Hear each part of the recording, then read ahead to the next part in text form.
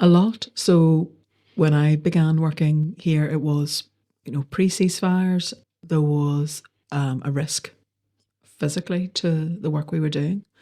At various points, that meant, having to be really very careful about safety, even in the office as well. So there was that background was there. I think it had an impact on the working culture as well. Brendan used to bring a sleeping bag, because there was that sense of people were dying. Well, people were dying, and you really knew the value of your work, and if you were getting it wrong, actually, it had a really big consequence on the ground.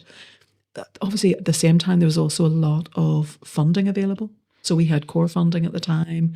There was support coming from America on work we were doing.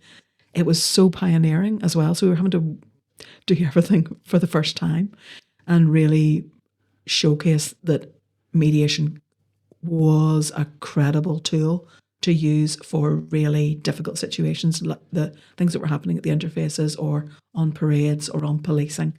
So we were really trying to demonstrate actually this has something to offer.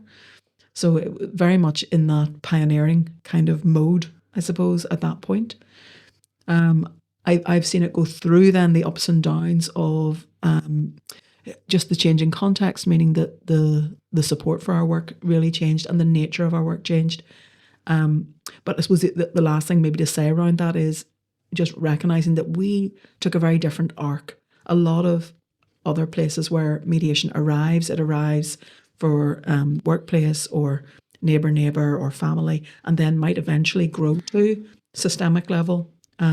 Here it went the other way in that we began on that macro societal level conflict. And over time, I've seen us being able to give much more time into things like workplace conflict, which is still really relevant to peace building, I would contend, because those are people living here as well.